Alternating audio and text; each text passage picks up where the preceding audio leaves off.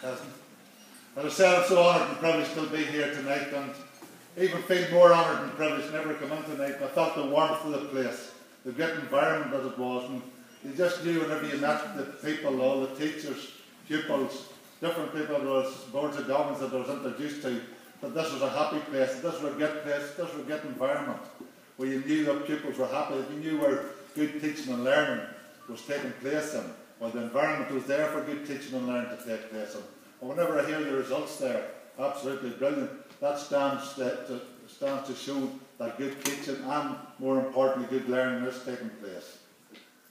Said my connections with St Benedict's goes back a long, long time, and that a lot of teachers of my era and of my vintage would have taught in the old St Albans here.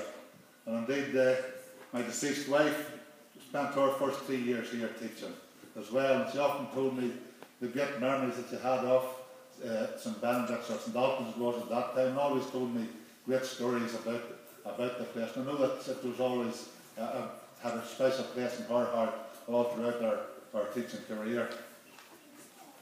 Of course, probably my biggest connection here is with your principal, Mr Sean McCauley here, and we go back a very, very long time.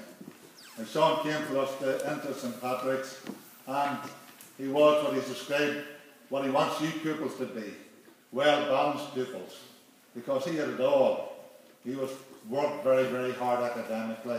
He was involved in everything that the school was going on, and he was a prefect. He showed tremendous leadership then in the school for the pupils.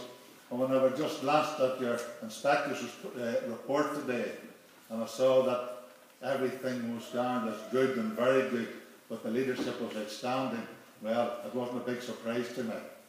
But he'll always remain, particularly in the folklore of St Patrick's, because he was on the first team that won the McCrory Cup. So he'll always have that. There's only one first, and let me tell you, he was an outstanding footballer as well as an outstanding leader.